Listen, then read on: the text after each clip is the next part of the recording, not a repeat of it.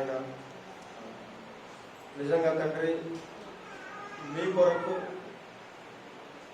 ఆలోచించాలని, మీ ఉద్దేశాలు నెరవేర్చాలని, మీ కోరిక మేము తీర్చాలని ఎన్నో కలలు కన్నారు కన్న తండ్రి. ఆ విధంగా మేము ఉండేటట్టుగా వాళ్ళందరినీ కూడా ఉంచమని అర్థిస్తున్నాం నాయన. మీ మనసు, మీ ఉద్దేశం మేము తెలుసుకోవాలంటే ముందు మీరు చెప్పిన మాటలు మేము బాగుగా నేర్చుకోవాలి. దానికోసం మేము అందరం కలిసి ఇక్కడ కూర్చున్నాం కన్న తండ్రి. వింటున్న ప్రతి మాటలో ఉన్న ఆంతర్యం అర్థం చేసుకోగలిగే మంచి జ్ఞానాన్ని మా అందరికీ ప్రసాదించమని అడుగుతున్నాం ఆయన. మీ కుమారుడైన పరిశుద్ధాత్మ దేవుని సహాయాన్ని మా అందరికీ మెండుగా ఉంచమని ముందున్న సమయాన్ని మీకే అప్పగిస్తూ క్రీస్తు వారి పేర ఈ ప్రార్థన మీకు సమర్పిస్తున్నాము తండ్రి. ఆమేన్. ప్రియమైన దేవుని పిల్లలారా, మరి ఇప్పటి వరకు ఎన్నో విలువైన మాటలు మీరు అందరూ నేర్చుకున్నారు. నిజంగా బైబిల్లో లేకపోతే మనల్ని కన్న తండ్రి దేవుడు కోరుకునేది ఎప్పుడు ఒకటేనండి. ఆయన మాట ప్రకారం ఆయన చెప్పినట్టుగా మనం బ్రతకాలనేది దేవుని కోరిక. ఏంటి? ఆయన మాట ప్రకారం ఆయన చెప్పినట్టుగా మనం బ్రతకాలనేది దేవుడి కోరిక. న్యాయమేనా ఆయన కోరిక? దేవుడి కోరిక న్యాయమేనా? న్యాయమే. ఎందుకంటే మనకందరికీ పిల్లలు పుడతారు, పిల్లలకి అంటాం. మన పిల్లలు మన మాట వినాలనుకుంటామా లేదా? మన పిల్లలు మన మాట ఏ వినాలనుకుంటాం, అవునా? అది న్యాయమేనా? ఎందుకు న్యాయం? మీరు కన్నారు కనుక, వారి కోసం మీరు కష్టపడ్డారు కనుక, వారి మీద మీరు ఎన్నో ఆశలు పెట్టుకున్నారు కనుక. మరి మనల్ని కన్నది ఎవరు? దేవుడు. మనకు అన్ని ఇచ్చింది ఎవరు? దేవుడు. మనకి సమస్తాన్ని ప్రసాదించింది ఎవరు? దేవుడు. ఇప్పుడు ఎవరి మాట మనం వినాలి? న్యాయమేనా? అలాగే పెళ్లి చేసుకున్నారు, ఏమండి? నా భార్య నా మాట ఏ వినాలి. వినకపోతే నీకు బాధ, వినకపోతే నీ కోపం, వినకపోతే 10 మంది చెప్పుకుంటావు నా భార్య నా మాట వినటం లేదండి అని, అవునా? వాళ్ళు పిలుస్తావు, వీళ్ళు పిలుస్తావు, అందరికీ చెప్పుకుంటావు. నీ గుండెలు బాధపడేటట్టు నా భార్య నా మాట వినటం లేదండి అని చెప్తావు. అలాగే భర్త వినకపోతే అమ్మ బాబోయ్ నా భర్త నా మాట వినట్లేదని బాధపడుతుంటాం. ఇవన్నీ మనకు తెలుసు, ఇవన్నీ మనం నిత్య జీవితంలో చూస్తూనే ఉంటాం.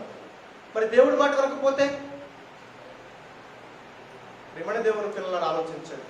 నిజంగా భక్తి జీవితంలో మనం ముందుకు వెళుతున్నామంటే, దేవుణ్ణి మనం నమ్ముకున్నామంటే, దేవుణ్ణి మనం తండ్రిగా స్వీకరించాం, ఆ తండ్రిని రక్షకుడిగా స్వీకరించాం, ఆ తండ్రి బాటలో మనం పయనించాలనుకుంటున్నాం, ఆ తండ్రి మార్గంలో నడవాలనుకుంటున్నప్పుడు ఖచ్చితంగా ఆయన చెప్పినట్టుగా మనం వినాలి, తూచా తప్పకుండా పాటించాలి.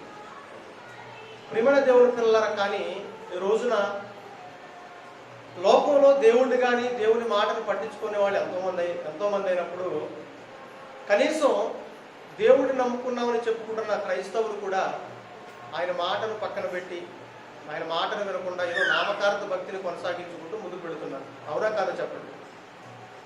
ఖచ్చితంగా నామకార్థ భక్తిని కొనసాగించుకుంటూ ముందుకు వెళుతూ మేము భక్తిలో ఉన్న భ్రమలో, లేకపోతే మేము భక్తిలో ఉన్న మాయలో బ్రతుకుతున్నారు ప్రతి ఒక్కరు కూడా.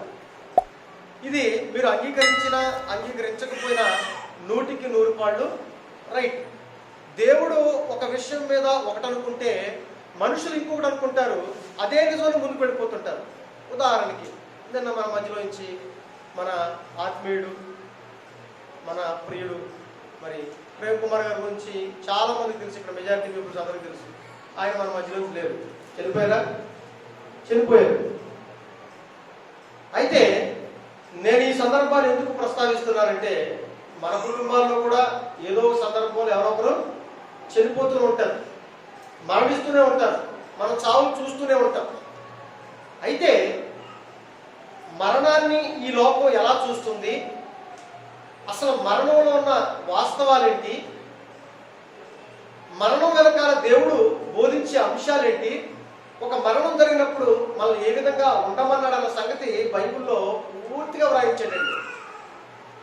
కానీ దౌర్భాగ్యం ఏంటంటే, ఇటు క్రైస్తవుల్లో కుటుంబాల్లో ఒక వ్యక్తి చచ్చిపోయినా, లేకపోతే అన్యుల కుటుంబాల్లో ఒక వ్యక్తి చచ్చిపోయినంటే మరణించినా, లేకపోతే అరకొర జ్ఞానంలో ఉండి, లేకపోతే చదువులు సంస్కారం కలిగిన ఈ సమాజంలో బ్రతుకున్న ఒక వ్యక్తి నిష్క్రమించిన చావనగానే ఒక రకమైన వాతావరణం అలుముకుంటుంది. మీ అందరికి తెలియదు కదా. చచ్చిపోగానే ఎటువంటి వాతావరణం నెలకొంటుంది మీ అందరికి తెలియదా?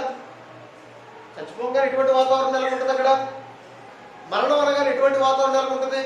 ఒక విషాద ఛాయలు, ఒక బాధాకరమైన వాతావరణం. బాగా వినాలి, బాగా ఆలోచించండి. ఒక విషాద ఛాయలు, ఒక బాధాకరమైన వాతావరణం, ఏడుపులు, పెడబొబ్బులు, ప్రలాపలు మనకు కనిపిస్తుంటాయి. అవునా కదా? క్రైస్తవుల కుటుంబాల్లో కూడా అదే జరుగుతుంది, అన్యుల కుటుంబాల్లో కూడా ఇదే జరుగుతుంది, చదువుకున్న వాళ్ళు లేదా సంస్కారవంతులను చెప్పుకున్న వాళ్ళ కుటుంబాల్లో కూడా ఇదే జరుగుతుంది. మరణం ఎక్కడ జరిగినా ఇదే వాతావరణం, ఇదే సిచ్యువేషన్ మనకు కనబడుతుంటుందా? మీరు ఒకసారి ఆలోచించండి. కానీ చనిపోగానే దేవుడు ఏం చేయమన్నాడు, ఏం ఆలోచించమన్నాడు అన్న సంగతి ఎవరైనా ఆలోచిస్తారా? ఎవరైనా ఆలోచిస్తారా చెప్పండి? ఎవరు ఆలోచించారండి? కానీ బైబిల్లో కొన్ని మాటలు చదువుతున్నప్పుడు, వింటున్నప్పుడు ఆశ్చర్యం అనిపిస్తుంది. ఏంటి, దేవుడి మాటకి ఎంత భిన్నంగా సమాజం బ్రతుకుతుందా? ప్రసంగి గ్రంథం 7వ అధ్యాయం 1వ వచనంలో మాట్లాడుతుంది. మీ అందరికీ తెలుసు, తీయాల్సిన అవసరం లేదు బైబిల్, ఎందుకంటే చాలా సందర్భాలు చదువుకున్నాం. ప్రసంగి గ్రంథం 7వ అధ్యాయం 1వ వచనం ఏముంటుందండి? ఒకరి జన్మదినము కంటే, గట్టిగా చెప్పండి, ఒకరి జన్మదినము కంటే మరణ దినమే మేలు. అవునా? ఏమన్నాడు దేవుడు? ఏమన్నాడు? ఒకటి జన్మదినం కంటే మరణ దినం మేలు. పుట్టినప్పుడు సంతోషిస్తావా, చచ్చినప్పుడు సంతోషిస్తాం చెప్పండి? మనం ఏమండి, పుట్టినప్పుడు ఎక్కువ సంతోషపడతావా, చచ్చిపోయినప్పుడు సంతోషపడతావా? ఏమంటే ఒక వ్యక్తి చచ్చిపోయినప్పుడు నా కుటుంబం దగ్గరికి వెళ్ళి మనం సంతోషంగా నవ్వేమనుకోండి, ఎట్లా ఉంటుంది? పిచ్చి పట్టిందిరా అనుకుంటారు, వీడికి పిచ్చి పట్టిందిరా అనుకుంటారు. బాగా ఆలోచించండి. ఏమంటే కానీ ఎప్పుడు నవ్వుతారంటే, అబ్బా బిడ్డ పుట్టినప్పుడు మహా సంతోషం మనకి. కానీ దేవుడు ఏం చెప్తున్నాడంటే, ఒకరి జన్మదినము కంటే మరణ దినమే మేలు. ఎందుకంటున్నాడు మరణ దినం మేలంటే? అంటే మరణంలో కూడా మేలు ఏమైనా దాగి ఉందా? జన్మదినము కంటే, ఈ లోకంలో వచ్చిన దానికంటే, అంటే పుట్టిన దానికంటే మరణించడమే మేలా? మరి మనం ఎందుకు ఏడుస్తున్నాం? దేవుడు మేలన్నప్పుడు, దేవుడు మేలన్నప్పుడు మనం ఎందుకు ఏడుస్తున్నాం? దేవుడు మేలన్నప్పుడు మన గుండెల బాధకు మనం ఎందుకు ఏడుస్తున్నాం? దేవుడు సంతోషం ఉన్నప్పుడు మనం ఎందుకు రోధిస్తున్నాం? అంటే నువ్వు దేవుడి మాట ప్రకారంగా జీవిస్తున్నావా, లేకపోతే నీ అనుకున్న ప్రకారంగా నువ్వు జీవిస్తున్నావా? ఇంకో చోట అంటే, ప్రభువునందు నిద్రించిన వారు ధన్యులు. అబ్బా, ఎక్కువ సందర్భాలు క్రైస్తవుల గురించి మనం మాట్లాడుకుందామండి. ప్రభువుని నిద్రించిన వారు ధన్యులు. ధన్యులప్పుడు నువ్వెందుకు ఏడుస్తున్నావు? నువ్వెందుకు బాధపడుతున్నావు? అంటే ఈ తీరు అనేది ఖచ్చితంగా ఈ సమాజంలో మారాలండి. ఎందుకంటే మరణం వెనకాలన్న రహస్యాలు కానీ, మరణం వెనకాలన్న వాస్తవాలు ఈ సమాజానికి తెలియకపోవటం వలన, అసలు మరణం అంటే దానికి అర్థం ఏంటో తెలియకపోవటం వలన ఈ సమాజం అంతా ఏమండి వ్యర్థమైన భక్తిలో, వ్యర్థమైన జ్ఞానంలో బ్రతుకుతుంది. ప్రేమని దేవుని పిల్లలు ఇంకో చోట అంటాడు తెలుసా? తన భక్తుల మరణం తన దృష్టికి విలువ. మరణాన్ని విలువ అంటున్నాడు, మరణం అంటే ధన్యులు అంటున్నాడు, మరణం అంటే మేలు అంటున్నాడు. ఈ రకమైన మాటలు. ఇంకొక ఆయన భక్తులను ఇంకా ముందుకెళ్ళిపోయి పౌలు గారు ఏమంటాడు తెలుసండి? నా మట్టుకు బ్రతుకుట క్రీస్తు, చావైతే లాభమా, చస్తే నష్టం అనుకుంటా. అయ్యో నాకు నన్ను విడిచి వెళ్ళిపోయావా, అమ్మో నా పిల్లలను విడిచిపెట్టి వెళ్ళిపోయాడు, అసలు దేవుడిని నిందిస్తుంటారు. పౌలు గారు ఏమంటున్నాడు? లాభం అంటున్నాడు. మనం పుడితే లాభం అనుకుంటున్నాం, చస్తే నష్టం అనుకుంటున్నాం. కానీ దేవుడు ఏం చెప్తున్నాడు తెలుసండి? పుడితే లాభం కాదు, చనిపోతేనే లాభం అని దేవుడు చెప్తున్నాడు. చూడండి, మన ఆలోచనలకి దేవుడు ఆలోచనలకి, మన ఆలోచనలకి భక్తుల ఆలోచనలకి ఎంత తేడా ఉందో ఒకసారి మీరు ఆలోచించండి. ప్రియమైన దేవుని పిల్లలకి అంతా నేను ఎందుకు చెప్తున్నానంటే, మరణం మీద సరైన అవగాహన ఈ సమాజానికి లేదండి. ఎందుకు మరణం అనగానే మనుషులందరూ బాధపడిపోతారు? ఎందుకు మరణం అనగానే మనుషులందరూ కూడా ఇష్టపడరు? ఎవరైనా చచ్చిపోవడానికి ఇష్టపడతారండి? నేను చచ్చిపోతానని చేతులెత్తనప్పుడు, ఇప్పుడు నేను చచ్చిపోతానండి, నేను ధైర్యంగా చచ్చిపోగలను చేతులెత్తండి. ఏమంటే ఆశ్చర్యంగా ఉండొచ్చు ఈ మాట మీకు. ఎందుకంటే ఈ మాట ఎక్కడ చెప్పండి మీకు, నేను చచ్చిపోతానని సిద్ధం అనాల్సింది ఎవరు చెప్పండి? అసలు చిన్న ఆరోగ్యం బాగోకపోతేనే, లేకపోతే కుటుంబంలో ఏదైనా చిన్న నష్టం జరిగితేనే మనం తట్టుకోలేము. ఏంటి ఇలా జరిగిపోయిందని. మరి చచ్చిపోవడానికి సిద్ధం అంటే, అయ్యి బాబోయ్ చావే, నోటితో మాట మాట్లాడకు, చావన్న మాట మాట్లాడకు. ఎందుకు ఇలా మాట్లాడుతున్నారు? దేవుడు ఎందుకు ఇలా మాట్లాడుతూ, వీళ్ళు ఎందుకు ఇలా మాట్లాడుతున్నారు? విమణ దేవుని పిల్లలు ఆలోచించారు. ఎవరు చావటానికి ఇష్టపడరు. కాటికి పోయే ముసలోడు కూడా ఇంకా బ్రతకాలని కోరుకుంటాడు, లోకంలో ఇంకా ఏదో సాధించాలని కోరుకుంటాడు. ఎందుకు ఇవన్నీ జరుగుతున్నారంటే ఒకే ఒక మాట చెబుతారండి, ఈ లోకమే నిజం అనుకుంటున్నారు, ఈ లోకమే భ్రమ ఈ లోకమే వాస్తవం అనుకుంటున్నారు. చస్తే అక్కడికి అయిపోయింది అనుకుంటున్నారు, ఇంకేం లేదనుకుంటున్నారు. ఈ లోకపరమైన ఆలోచనలు తప్పితే మరో లోకపు ఆలోచన మనుషులకు లేవండి. బాగా ఆలోచించండి. మనుషుల మదిలో మరొక లోకపు లేక మరొక ప్రపంచపు ఆలోచన లేవు.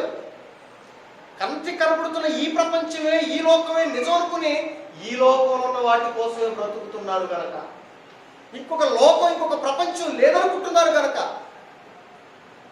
ఈ లోకంలో మనుషులందరూ కూడా ఒక మనిషిని అన్యాయం చేయడానికి, ఒక మనిషిని అక్రమం చేయడానికి, ఒక మనిషిని మోసం చేయడానికి, ఏమంటే ఈ లోకంలో అన్యాయపు జీవితాన్ని అనుభవించడానికి ఇష్టపడుతున్నారంటే కారణం ఏంటో తెలుసండి? తన జీవిత పరమార్థం ఏంటో తనకు అర్థం కాలేదు. ఏమంటే పుట్టుకు వెనకాలన్న రహస్యాలు తనకు అర్థం కాలేదు. మరణించిన తర్వాత ఏం జరుగుతుందో అర్థం కావట్లేదు కనుక రేపు చనిపోదుము గనక ఏమన్నాడు? రేపు చేస్తాం, వాడు చచ్చిపోతాడు, నేను చచ్చిపోతాను, కాబట్టి నేను చేయాలి? తినాలి, త్రాగాలి, ఎంజాయ్ చేయాలి, అంటే సుఖించాలి, ఆనందించాలి. ఎందుకంటే వాడు చేస్తాడు, నేను చేస్తాడు, తర్వాత ఏమి లేదు కదా, అయిపోయింది కదా. ఇక్కడ దేనికి ఎవరికి భయపడాలి? నేను ఎవరికి భయపడాలి? కాబట్టి నా ఇష్టానుసారంగా నేను చేస్తాను అని మనుషులందరూ కూడా వ్యర్థమైన జ్ఞానంలో ముందు పెట్టిపోతున్నారు. ప్రియమైన దేవుని పిల్లలారా, కానీ ఈ సమాజం ఆలోచించవలసినది, ఈ మనుషులందరూ కూడా మదిని పెట్టవలసినది, ఈ లోకంతోనే జీవితం అయిపోయింది అనుకుంటున్న అమాయకపు ఆలోచనలు ఉన్నారు కనుకనే తమ జీవితాలు నాశనం చేసుకుంటున్నారు. కానీ మరొక జీవితం మనకుందన్న సంగతి మనకు అర్థమైతే, మరొక ప్రపంచం మన కోసం ఎదురు చూస్తున్న సంగతి ఈ ప్రపంచం కనుక అర్థమైతే, ఈ లోకం కోసం ఎవరైనా ఆలోచిస్తారా? ఈ లోకంలో ఉన్న వాటి కోసం ఎవరైనా ఆలోచిస్తారా? ఒకసారి మీరు ఆలోచించండి ప్రియమైన దేవుని పిల్లలు, ఎవరు ఆలోచించండి. అందుకేనండి మహానుభావుడు యేసుక్రీస్తు ఈ భూమి మీదకి వచ్చి మరొక లోకానికి మనం తీసుకెళ్ళాలని, మరో ప్రపంచాన్ని మనం చూపించాలని ఎన్నో మంచి మార్గాలు మనకు వేసినా, మనం దేవుడిని నమ్ముకోవాల్సింది ఆయన దగ్గరకు వెళ్ళటానికన్న సంగతి మనకి తెలియపరిచినా, ఇంకా ఈ లోకంలో ఏదో ఉందని, ఏదో సాధించాలని, ఈ లోకంలో బ్రతకటానికి, ఈ లోకంలో ఏదో సాధించడానికి మనం వీటి కోసం ఇష్టపడుతున్నాం. కానీ ఆయన ఉన్న లోకం గురించి మనం ఆలోచిస్తున్నాం. ఒక్కసారి మీరు ఆలోచించండి ప్రియమైన దేవుని పిల్లలు, ఆలోచించండి. ప్రభు ఈ భూమి మీదకి వచ్చిందే మనల్ని తండ్రి దగ్గరికి తీసుకెళ్ళడానికి అనే సంగతి మీకు తెలియదా? చెప్పండి. ప్రభు ఈ భూమి మీదకి వచ్చింది ఎందుకన్నాడు? నేను మిమ్మల్ని తండ్రి దగ్గరికి తీసుకెళ్ళడానికి వచ్చాను, మీకు ఒక మంచి మార్గాన్ని వేయడానికి వచ్చాను అది అంటాడు. నేనే మార్గాన్ని, తండ్రి యొద్దకు నా ద్వారానే తప్ప ఎవడును రాలేడు అని పరలోకపు విశేషమైన సంగతులు, పరలోక రాజ్యాన్ని మనకు చూపించడానికి. ఈ లోకం మనది కాదు, ఈ లోకం మనకి శాశ్వతం కాదు. ఈ లోకం ఎందుకయ్యా మీరు అన్యాయంగా బ్రతుకుతున్నారు? కొంతకాలం బ్రతకడానికి ఇక్కడికి వచ్చారు. మరలా కొంతకాలం మీ జీవితాన్ని ముగించుకున్న తర్వాత మన తండ్రిన దేవుడి దగ్గరికి రావాలన్న విశేషమైన వాస్తవమైన సంగతులు బయలుపరిచిన, బోధించిన, మనం వింటున్నా. ఎందుకో ఎప్పటికీ ఈ లోకంలో ఉండిపోవడానికి ఇష్టపడుతున్నాం. అందుకే బాధండి, అందుకే చావంటే బాధ. ఈ లోకంలో ఉండిపోవాలి, ఎక్కడైనా సాధించాలి, వీళ్ళంతా నిజం, ఈ డబ్బు నిజం, ఈ అధికారం నిజం, ఈ బంధాలు నిజం అనుకుంటున్నారు కనుకనే చావంటే భయపడుతున్నారు, చావంటే ఏడుస్తున్నారు. ఇంకా ఎంతకాలం చూస్తాం చెప్పండి ప్రియమైన దేవుడు. కానీ చావుని దేవుడితో పోల్చాడు తెలిసింది బైబిల్లో, నిద్రతో పోల్చాడు. ఏమన్నాడు? నిద్రతో పోల్చాడు. ఏమన్నాడు? చనిపోయిన వారు అంటే నిద్రించుచున్న వారిని గురించి నీకు తెలియకుండా నాకు ఇష్టం లేదన్నాడు పౌలు గారు. ఎవరి గురించి? నిద్రించుచున్న వారు కంటే ప్రభువునందు నిద్రించిన వారు దాన్ని అంటాం. మృతి పొందిన వారు అంటే నిద్రించిన వారు, నిద్ర అన్నాడు. ఇప్పుడు నిద్రపోయిన మనం లేపొచ్చా? నిద్రపోయిన మనం లేపొచ్చా? నిద్రపోయిన మనం లెగిస్తారు లేకరా? నిద్రపోయిన లేకరండి? ఖచ్చితంగా లెగిస్తారు. రాత్రి పొద్దున్న లెగిస్తాం. అందుకే నీకు అర్థం కావాలని చావుని నిద్రతో పోల్చాడు. ఒరే నువ్వు నిద్రపోతున్నావు, ఖచ్చితంగా మళ్ళీ లెగుస్తావు, నీకు జీవితం ఉందని చెప్పడానికి. ప్రియమైన దేవుని పిల్లలరా, నిజంగా ఈ ప్రపంచంలో ప్రతి మనిషికి గనక యేసుక్రీస్తు చెప్పిన బోధనలో ఉన్న మాటలు, ఆ మహాజ్ఞానం మనకు అర్థమైతే ఈ లోకం గురించి మనం ఆలోచించవచ్చు. ఎందుకంటే మనం ఈ లోకంకి వచ్చింది మరొక లోకం నుంచి ఈ లోకానికి వచ్చాం, అంతేనా? ఈ లోకం మనకు ఉందని ఎప్పుడు తెలిసింది? మనం పుట్టిన తర్వాత ఈ లోకం ఉందని తెలిసింది. మరలా మరొక లోకం ఉందని ఎప్పుడు తెలుస్తుంది? మరణిస్తే మరొక లోకం ఉందని తెలుస్తుంది. అంటే ఈ లోకం నుంచి మరో లోకం వెళ్ళాలంటే ఏం జరగాలి? ఏం జరగాలి? మన కోరిక ఏంటి చెప్పలేదు? కూర్చున్న కోరిక ఏంటి? ఏమండి ఇప్పుడు దేవుడు ఎందుకు నమ్ముకున్నారు? ఎందుకు ఈ మాట వింటున్నారు? నేను చెప్తున్నా, నా మాట వినాల్సిన అవసరం మీకు ఎవరికి లేదు. నేనంతండి నా మాట మందు కూర్చుని వినాల్సిన అవసరం ఏమైనా ఉందా? లేదు. మరి ఎందుకు వింటున్నారు కూర్చుని? చెప్పేది నా మాట కాదు, కూర్చున్నది నా కోసం కాదు. మరి ఎవరి కోసం కూర్చున్నారు? దేవుని కోసం కూర్చున్నారు, దేవుని మాట కోసం కూర్చున్నారు. ఎందుకు ఈ మాట వింటున్నారంటే మేమందరం ఎక్కడికి వెళ్ళిపోవాలి? మనందరం పరలోకానికి వెళ్ళిపోవాలని. అన్యాయమైన అక్రమైన ఈ లోకం నుంచి, మాయాపరమైన ఈ లోకం నుంచి మనమందరం కూడా ఎప్పటికైనా మన తండ్రి దగ్గరికి వెళ్ళిపోవాలని కూర్చున్నాం. అవునా కదా? అవును. ఇప్పుడు మరో లోకానికి వెళ్ళాలంటే ఇక్కడ ఏం జరగాలి? ఏం జరగాలి? గట్టి చెప్పాలి. ఏం జరగాలి? ఇప్పుడు ఈ లోకంలో ఉన్నానండి, మనం ఇంకో లోకంకి వెళ్ళాలంటే ఏం చేయాలి? ఉదాహరణకి ఇప్పుడు ఏలూరులో ఉన్నాం, విజయవాడ వెళ్ళాలి. మనం ఏం చేయాలి? ఇప్పుడు ఏం చేయాలి? చెప్పండి గట్టిగా. ఏలూరు నుంచి విజయవాడ వెళ్ళాలి, ప్రయాణించాలి. ఏ విధంగా? బస్సు అయినా ఎక్కాలి, లారీ అయినా ఎక్కాలి, బండి మీద వెళ్ళాలి, కారు మీద వెళ్ళాలి, మరి ఏమి లేకపోతే నడుచుకుంటూనే వెళ్ళాలి. అంటే ప్రయాణం చేయాలి. ప్రయాణం చేయకుండా ఇక్కడ కూర్చుని చేయడానికి వెళ్ళిపోగలవా? వెళ్ళిపోగలవా? ప్రయాణించకుండా ఇక్కడ కూర్చుని ఎడితే వెళ్ళగలవా? వెళ్ళలేవు. ఇప్పుడు ఈ లోకం నుంచి మరో లోకానికి వెళ్ళాలంటే ఏం జరగాలి? ఏం జరగాలి? మరణం జరగాలి. ఏం జరగాలి? గట్టి చెప్పాలి. ఏం జరగాలి? చావు జరగాలి. అంటే మన కోరిక ఏంటి? ఇప్పుడు ఇంకో లోకానికి వెళ్ళాలంటే ఇంకో లోకం వెళ్ళాలి కదా మన కోరిక. ఇప్పుడు మన కోరిక సిద్ధించాలంటే ఏం జరగాలి? మన కోరిక సిద్ధించాలంటే ఏం జరగాలి? చావు జరగాలి. ఇప్పుడు విజయవాడలో కోరిక సిద్ధించాలంటే నువ్వేం చేయాలి? ప్రయాణం చేయాలి. అక్కడ ఏడ్చుకుంటూ బస్సు ఎక్కుతావా? ఏడ్చుకుంటూ బస్సు ఎక్కుతావా? ఎక్కవు. ఎందుకేడో నువ్వు వెళ్ళాలి కాబట్టి, నీ కోరిక అది కాబట్టి. ఇప్పుడు పరలోకం వెళ్ళాలన్న కోరిక నీకు ఉందనుకో, మరొక లోకానికి వెళ్ళాలన్న కోరిక నీకు ఉందనుకో, మరో లోకపు ఆలోచనలు నీలో ఉన్నాయనుకో, మరో లోకపు ఆలోచనలు నీ మధ్యలో ఉన్నాయనుకో, ఇప్పుడు చావంటే ఏడుస్తావా నవ్వుతావు? చెప్పు. ఇప్పుడు చెప్పండి. ఇప్పుడు చెప్పండి. చావంటే ఎవరు ఏడవలసిన అవసరం లేదు. అదొక పెద్ద ఎంత దారుణమైన కార్యక్రమం మీరు చూడాల్సిన అవసరం లేదు. చావంటే సంతోషంగా చూడాల్సిన సమాజం చూడాలనుకుంటున్నాడు దేవుడు. చావంటే ఆనందం. ఏమిటి తీసుకోవాలండి? అందరూ మీరు వచ్చారు, వాక్యం తెచ్చుకుంటానికి వచ్చారు, మరి ఇక్కడ ఉంటారు, వెళ్ళిపోతారా? మీరు వెళ్ళిపోయినప్పుడు నేను ఏడుతారేంటి? అయ్యో వీళ్ళందరూ వచ్చి వెళ్ళిపోతారు, ఏడుస్తారా? వచ్చారు, వెళ్తారు. వచ్చి పిల్లలు అన్న వెళ్ళిపోతున్నాడు, బాబాయ్ వెళ్ళిపోతున్నాడు, అక్క వెళ్ళిపోతుంది, చెల్లి వెళ్ళిపోతుంది, పిల్లలు చెప్పారు అనలేరా? వెళ్ళిపోతారు. వచ్చారు, వెళ్ళిపోతారు. అలాగే చచ్చిపోయిన తర్వాత మనం ఎలా మాట్లాడదు తెలుసా? నాన్న అమ్మ చచ్చిపోయింది, లేకపోతే అమ్మ నాన్న చచ్చిపోయాడు, చచ్చిపోయాడా? వెళ్ళిపోతాడు, వచ్చాడు, వెళ్ళిపోతాడు అన్న టేక్ ఇట్ ఈజీకి సమాజం రావాలి, అన్న జ్ఞానంలోకి సమాజం రావాలి. అది దేవుడు కోరుకునేది. మరణం అనేది ఒక భయంకరమైన పరిస్థితికి సమాజం ఎక్కడికైతే ఎప్పుడైతే పోతుందో, మరణం అనేది మరో జీవితానికి ప్రారంభం అన్న సంగతి ప్రపంచానికి ఎప్పుడు అర్థమవుతుందో, మరో లోకం ఉంది, మన వాస్తవమైన జీవితం ఉంది, ఆ జీవితంలోకి మనం ప్రవేశించాలంటే, మన వాస్తవమైన జీవితానికి మనం వెళ్ళాలంటే చావు అనేది తప్పనిసరిగా జరగాలని సంగతి మనకు అర్థమైతే మనం ఎందుకు బాధపడతాం, ఎందుకు ఏడుస్తాం, ఎందుకు రోధిస్తాం, ఎందుకు చింతిస్తాం? ఒక్కసారి మీరు ఆలోచించండి ప్రియమైన దేవుడి పిల్లలారా. ఎంత మహాజ్ఞానాన్ని చెప్పాడండి దేవుడు బైబిల్లో. ఎంతటి మహాజ్ఞానాన్ని చెప్పాడండి. మనం ఈ లోక సంబంధం అనుకుంటున్నారా? యేసుక్రీస్తు ఏమన్నా చూస్తారా? యోహాను సువార్త 17వ అధ్యాయం ఏం చెప్పాడు చూడండి ఒకసారి. అద్భుతమైన మాటలు నేను ఈ పూట చూపిస్తాను, జాగ్రత్తగా మీరు ఆలోచించండి. ఎప్పుడు ఈ మాటలు మీ గుండెల్లో, మీ మధ్యలో పెట్టుకుని బతికితే దేనికి మనం భయపడం, దేనికి మనం ఆలోచించమండి. ఆలోచించాల్సిన అవసరం లేదు అసలు. ఈ సమాజం అంతా ఈ దీప్యమానంగా ఎప్పుడో వెలిగిపోతుంది ఈ మాటలు మన గుండెల్లో ఉంటే. చూడండి, నేను చెప్తున్నాడు యోహాను సువార్త 17వ అధ్యాయంలో 14-16 వచ్చారండి. 14 వచ్చి చూడండి, 16 వచ్చి కూడా చదవండి. ఏం చెప్తున్నారు చూడండి అక్కడ. దేవా తండ్రి, వారికి నీ వాక్యం ఇచ్చి ఉన్నాను అన్నాడు. ఎందుకు ఇచ్చాడు వాక్యం తెలుసా? మనకి జ్ఞానం అర్థం కావాలని. అలాగే మనం కూడా వాక్యం ఎందుకు నేర్చుకుంటున్నాం? ఇప్పుడు చెప్తున్నాడు చూడండి, ఒక విశేషమైన సంగతి చెప్తున్నాడు చూడండి. చదవమ్మా. నేను లోక సంబంధిని కాదు అన్నాడు యేసుక్రీస్తు. ఏమన్నాడు? ఏమన్నాడమ్మా? నేను ఈ లోక సంబంధిని కాను. ఎక్కడి నుంచి వచ్చాడు మరి ఆయన? ఎక్కడి నుంచి వచ్చాడు? పరలోకం నుంచి వచ్చాడు. మనం ఎక్కడి నుంచి వచ్చాం? ఇప్పుడు చెప్తున్నాడు చూడండి. తర్వాత ఏమన్నా చూడండి. వారు అంటే మనం కూడా ఈ లోక సంబంధులము కాము అన్నాడు. వాస్తవం కాదా ఇది? వాస్తవం కదా. తల్లి గర్భం నుంచి ఎక్కడి నుంచి వచ్చాం? ఏమో తెలియదు, మనం ఆలోచించలేదు కదా, మనకి అర్థం కాలేదు కదా. ఎక్కడి నుంచి వచ్చాం మొత్తానికి? ఇప్పుడు తెలుసుకునే ప్రయత్నం ఎప్పుడైనా చేసావా? చేయలేదు కాబట్టి మనకు అర్థం కాలేదు. పోనీ ఇక్కడే ఉండిపోతున్నావా? ఇక్కడే ఉండిపోతున్నావా? ఇక్కడ ఎందుకు ఉండిపోవట్లేదు?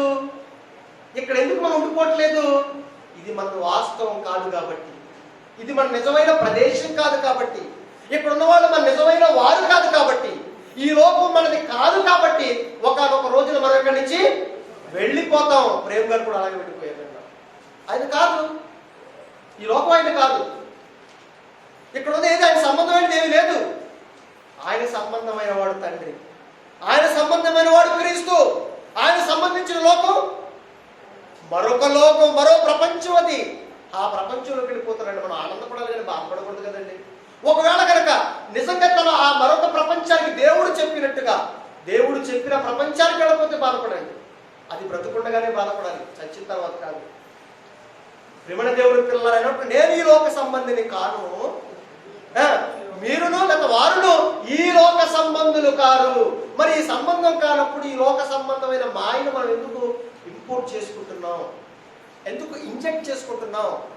ఎందుకు వ్యర్థమైన జీవితాన్ని గడుపుతున్నాం? ప్రియమైన దేవుని పిల్లలారా, మొదటి దినవృత్తాంతాల గ్రంథం 29వ అధ్యాయం 15వ వచనంలో దావీదు గారు ఒక చక్కటి సందర్భాన్ని తెలియపరిచారు. చూడండి, మొదటి దినవృత్తాంతాల గ్రంథము 29వ అధ్యాయము 15వ వచనంలో దావీదు గారు ఏం మాట్లాడుతున్నాడో, నిజంగా ఎంత మహాజ్ఞానాన్ని ప్రకటిస్తున్నాడో. అర్థమైన భక్తుడు ఎవరైనా అలాగే మాట్లాడతాడండి. ఒక నిజంగా విశేషమైన మాట అండి, అందులో చాలా జ్ఞానం దాగి ఉంది అక్కడ. ఏమన్నాడు? మా పితరుల వలె, మా పితరుల వలె. ఇప్పుడు మనకంటే ప్రేమ గారు పెద్దవాడే, మనకంటే ముందు పుట్టాడు, మనకంటే ముందు పుట్టిన చాలా మంది చచ్చిపోయారు. మనకంటే వృద్ధులు చచ్చిపోయారు, మనకంటే చిన్నవాళ్ళు కూడా చచ్చిపోయారు. కాకపోతే ఇక్కడ దావీదు గారు ఏం చెప్తున్నాడంటే, మా పితరుల వలె మేమును మీ సన్నిధిని అతిథులము అన్నాడు. తర్వాత ఏమన్నాడు? తర్వాత ఇంకో పదం ఉపయోగించాడు, పరదేశులము అన్నాడు. అంటే దేవా, ఈ భూమి మీదకి మేము వచ్చింది అతిథులుగా వచ్చాము, యాత్రికులుగా వచ్చాము. అంటే పరదేశులుగా వచ్చాము. అంటే ఇది మా దేశం కాదు. ఎవరి వలె? మా పితరుల వలె. ఎందుకు ఆ మాట చెప్పాడు? వారందరూ వెళ్ళిపోయారు కనుక, ప్రతి మనిషి వెళ్ళిపోతాడు కనుక నేను కూడా అదే విధంగా వచ్చాను, అదే విధంగా వెళ్ళిపోతాను. ఎందుకంటే నేను అతిథిని, పరదేశం. ఇప్పుడు మీరు అందరూ వచ్చారు కదా, చెప్పారు కదా, మరలా వెళ్ళిపోతారా? వెళ్ళిపోతారు. ఇక్కడ ఉండిపోరు. ఇక్కడ ఉండిపోతారా? ఒకవేళ నేను ఏమన్నా ఒక పూట ఉన్నాడు, లేదా 2 రోజులు ఉన్నా, 3 రోజులు ఉన్నాడు, పూర్తి ఉండిపోమని చెప్తాను నేను. ఎందుకు చెప్పాలంటే మీరందరూ పరదేశులు గనక, అతిథులు గనక. అలాగే దావీదు గారు ఏం మాట్లాడుతున్నారంటే, మనందరూ కూడా దేవుడి సన్నిధి నుంచి ఇక్కడికి అతిథులుగా, యాత్రికులుగా, పరదేశులుగా వచ్చాం. తర్వాత ఏమన్నాడు? ఏమన్నాడమ్మా? మా భూ నివాస కాలము. ఇప్పుడు ఆదివారం ఇక్కడికి వచ్చి మీరు నివాసం, ఎంతసేపు నివాసం చేయడానికి వచ్చారు? ఇక్కడికి 2 గంటలు, 10ంటికి వచ్చారు. ఇప్పుడు టైం ఎంత అవుతుంది? సుమారు 12 అవుతుంది. అంటే 2 గంటలు నివాసం చేశారు. మా అయితే ఇంకొక గంట నివాసం చేస్తారు. ఇప్పటికే ఆకలి అవుతుంది, వెళ్ళిపోవాలి. ఇప్పటికే మనకి ఆకలి అవుతుంది, వెళ్ళిపోతారు. ఇప్పటికే 2 గంటలు నివాసం చేశారు ఇక్కడ. అవునా? మీ ఇంటికాడ నుంచి మీరు ఇక్కడికి వచ్చి 2 గంటలు అయిపోతేనే, అమ్మో 2 గంటలు అయిపోయింది, ఇంకా మమ్మల్ని విడిచిపెట్టట్లేదు, మా ఇంటికి మేము వెళ్ళిపోవాలని ఆలోచన మీలో ఉన్నాయా లేవా? ఉన్నాయా లేవా? ఖచ్చితంగా ఉన్నాయి. వెళ్ళిపోవాలి మీరు. మరి దేవుడి సన్నిధి నుంచి వచ్చావు, నువ్వు ఎన్ని సంవత్సరాలు ఇప్పటికీ? కంగారా ఉందా నీకు? కంగారా ఉందా? అమ్మో నా తండ్రి దగ్గర నుంచి వచ్చాను కదా నేను, నా తండ్రి దగ్గరికి వెళ్ళిపోవాలి కదా నేను, తండ్రి నేను వచ్చేస్తాను తండ్రి అని ఎవరైనా అంటారా? నేను రాను తండ్రి, నేను చావు. ఏ అర్థం కాలేదు నీకు? నీ ఇంటి మీద ఉన్న మమకారం, నీ వారి మీద ఉన్న మమకారం, ఆస్తుల మీద ఉన్న మమకారం, ఈ లోకం మీద ఉన్న మమకారం దేవుడి మీద లేదా నీకు? ఎంత అజ్ఞానంగా ఈ సమాజం బ్రతుకుతుంది, ఎంత అజ్ఞానంగా ఈ సమాజం బ్రతుకుతుంది. మా నివాస కాలము 2 గంటలు అనుకుంటే ఈ 2 గంటలు ఉండడానికి సతమతం అయిపోతున్నానే. మరి తండ్రి దగ్గర నుంచి వచ్చి ఎన్ని సంవత్సరాలు అవుతుంది? నేను వచ్చి 34 సంవత్సరాలు అవుతుంది. మీరు ఎన్ని సంవత్సరాలు అవుతుంది? ఇంకా మీ వయసు ఎంత? 2 సంవత్సరాలు అవుతుంది. అమ్మో 34 సంవత్సరాలు తండ్రిని విడిచి, అమ్మో నేనున్న లోకాన్ని విడిచి 34 సంవత్సరాలు అవుతుందంటే ఇంకా వెనక్కపోతే ఆత్మకి చాలా సంవత్సరాలు. ఉదాహరణ చెప్తున్నాను మీకు. మరి తొందరగా వెళ్ళిపోవాలి. ఎవరైనా సిద్ధపడుతున్నారా? సిద్ధపడటం లేదంటే మరొక లోకపు ఆలోచనలు లేవు, పరలోకపు తండ్రి ఆలోచనలు మనుషులకు లేవు కనుక. అందుకే దావీదు అంటున్నాడు, మా భూనివాస కాలము నేడంత అస్థిరము తండ్రి. ఇక్కడ ఒక్కడైనా స్థిరముగా ఉన్నవాడు ఒక్కడు కూడా లేడు. ఎందుకు లేడంటే మేము యాత్రికులు నాయన, మేము పరదేశులు నాయన, మీ వారము కన్న తండ్రి మీ దగ్గరకు వచ్చేస్తామంటున్నాడు. చూడండి ప్రియమైన దేవుని పిల్లలు, ఆలోచించండి ఎంత చక్కటి మాటలండి. అందుకేనండి ప్రతి మనిషి మదిలో మరొక ప్రపంచపు ఆలోచనలు రావాలి ఎప్పటికైనా. అందుకే భక్తులందరూ వారి ఆలోచన చూస్తుంటే ఎంత బాగుందండి. నిజంగా యేసుక్రీస్తు అన్నాడు తెలుసు, తండ్రి నీవు నాకు ఇచ్చిన పనిని భూమి మీద సంపూర్ణముగా నెరవేర్చేసానయ్యా. ఇప్పటికే 33 సంవత్సరాలు అయిపోయింది భూమి మీదకి వచ్చి, నన్ను తీసుకెళ్ళిపోవు, నేను వచ్చేస్తాను నీ దగ్గరికి. నాన్న నీ దగ్గరికి వచ్చేస్తాను తండ్రి నేను. ఎందుకు? లోకము పుట్టినది మొదలుకుని నీ దగ్గర నాకే మహిమైతే ఉందో, నీ దగ్గర ఏ మహిమైతే నాకుందో ఆ వైభోగము, ఆ లోకంలో ఉన్న నిజంగా ఆనందం, సంతోషం, నిజంగా పరలోక సంబంధమైన సంతోషం అంత ఇంత కాదండి. ఈ లోకంలాగా అన్యాయాలు, అక్రమాలు, కుట్రలు, ద్రోహాలు, అన్యాయాలు కొట్టేనుకుంటున్నారు మీరు. ఎక్కడ చూసినా మోసమే కదండి, ఎక్కడ చూసినా అన్యాయం కదండి, కుటుంబాల్లో చూసినా అల్లరి కదండి. ఇక్కడ శాంతి సమాధానం ఉన్నాయండి. అలాంటివి పరలోకంలో ఉండవండి. భార్యను భర్త మోసం చేస్తుంది, భర్త భార్యను మోసం చేస్తుంది, పిల్లలు తల్లిదండ్రులు మోసం చేస్తారు. ఇక సాటి వాళ్ళ గురించి అయితే ఎక్కడ మనకు నెమ్మది ఉంది, ఎక్కడ మనకి క్షేమం ఉంది చెప్పండి? ఈ లోకంలో మనకి క్షేమం లేదండి, ఈ లోకంలో మనకు సంతోషం లేదండి, ఈ లోకంలో మనల్ని బాధించేవాళ్ళేనండి, ఈ లోకంలో మనకు అన్యాయం చేసేవాళ్ళేనండి. న్యాయం చేసేది దేవుడు అండి, ఆయన పరలోకంలో ఉన్నాడండి. మన లోకం పరలోకం అండి, మన దేశం పరలోకం అండి, మన పౌరసత్వం పరలోకమందు ఉన్నాడు అన్నాడండి కాబట్టి పౌరు గారు. మన పౌరసత్వం ఎక్కడుందన్నాడు? ఫిలిప్పీ రాసిన పత్రిక 3:19 రాసుకోండి, తర్వాత చూసుకోండి. మన పౌరసత్వం, మన లోకం, మన వారసత్వం పరలోకమందు ఉన్నది. ఇలాంటి ఆలోచన మనుషులు ఎప్పటికీ ఉంటే ఈ భూమి మీద దేని గురించి మనం ఆలోచించమండి, దేని గురించి మనం ఆలోచించాం. అందుకే నిజంగా మోషే గారు ప్రార్థన చేస్తూ కీర్తన గ్రంథంలో 90వ అధ్యాయంలో మొదటి 3 వచనాలు ఏమంటాడు చూడండి. మీకు తెలిసిన మాట ఎంత చక్కగా ఉందో చూడండి బైబిల్. ఇలాంటి భావాల్లో మనం బ్రతకాలండి. ఎందుకండి ఎవరి వ్యర్థమైన ఈ జీవితాల్లో బ్రతకటానికి, ఇంకా ఈ లోకంలో ఏదో సాధించడానికి భార్యలని, పిల్లలని, భర్తలని, ఆస్తులని, అంతస్తులని, అధికారం అని ఈ లోకం మీద మోసపడి ఎందుకంటే మన జీవితాన్ని మోసం చేసుకోవాలి? ఎందుకంటే నువ్వు చివరికి చస్తావు, ఆగిపోతావు. ఆగిపోయే దానికోసం నీ ప్రయాస కొనసాగించే దానికోసమే నీ ప్రయాస కొనసాగించు. అదే చెప్తున్నాడు చూడండి అక్కడ 90వ కీర్తన మొదటి 3 వచనాలు.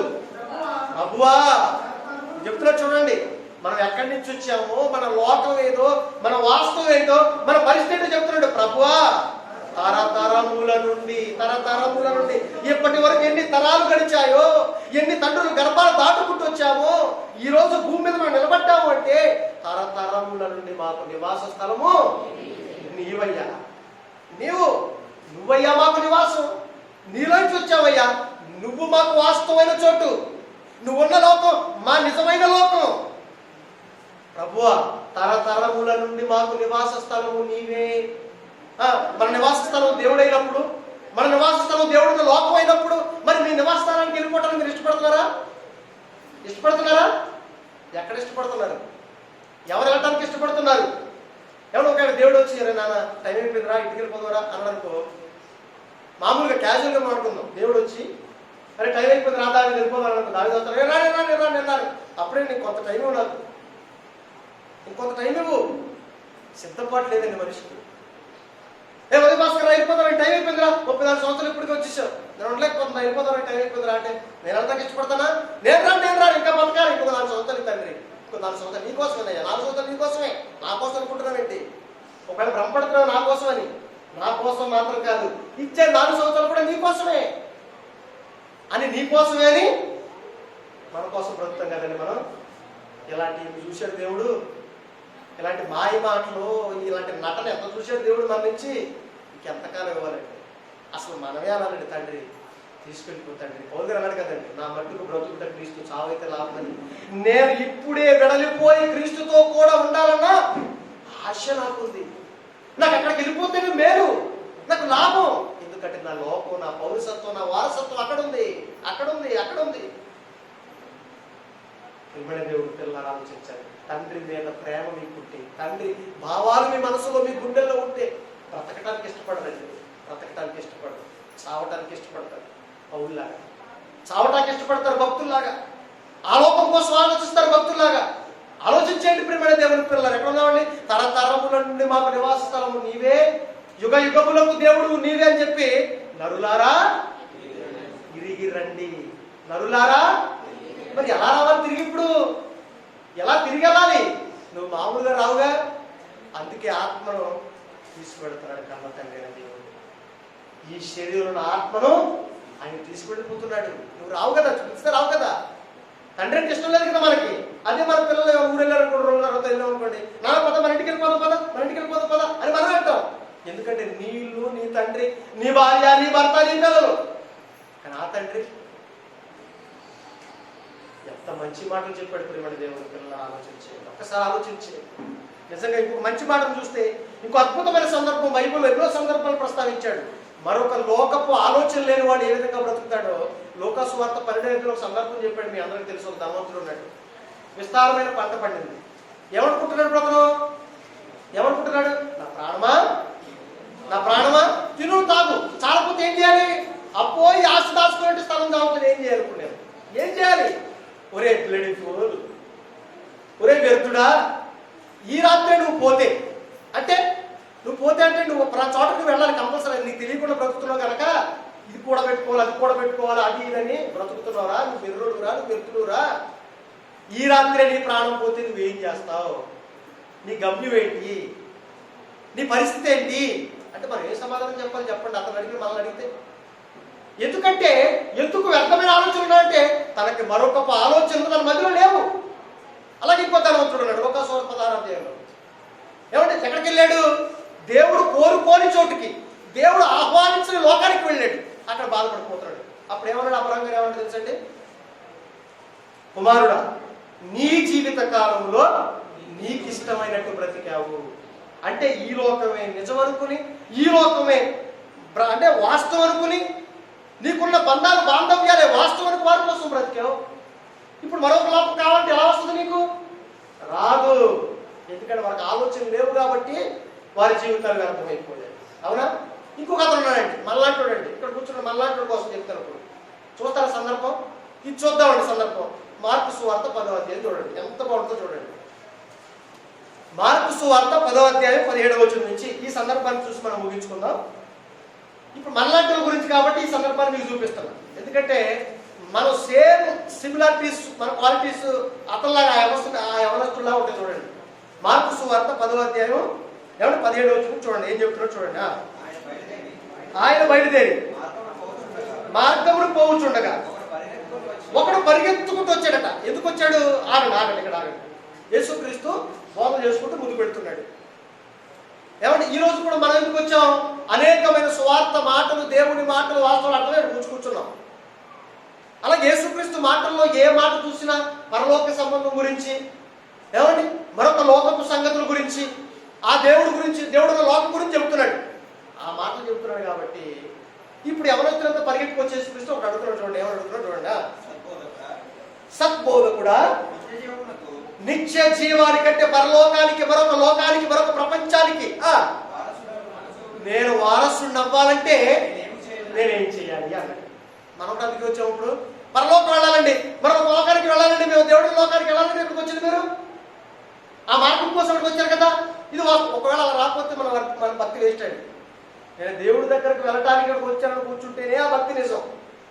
నేను దేవుడి కోసం బ్రతకాలని కూర్చుంటే ఈ లోకంలో బ్రతకాలని ఆ భక్తి నిజం. లేదు వేరొక దాని కోసం అనుకుంటే ఆ భక్తి అబద్ధం. అది వ్యర్థం, గుర్తుపెట్టుకోండి. అలాగే అతను కూడా పరిగెట్టుకుంటూ వెళ్ళి, ఆయన సద్బోధ కూడా నేను పరలోక రాజ్యానికి వారసు అంటే నువ్వు పరలోక రాజ్యానికి వారసుడు కావా? నీ వారసత్వం, పౌరసత్వం అక్కడే ఉంది. అది మర్చిపోయాడు ఆల్రెడీ. మరిచిపోయాడు కనుక గుర్తు చేయడానికి యేసుక్రీస్తు వచ్చాడు. ఆ గుర్తు చేసే క్రమంలోనే ఈ యవనస్తుడు పరిగెట్టుకుంటూ వచ్చాడు.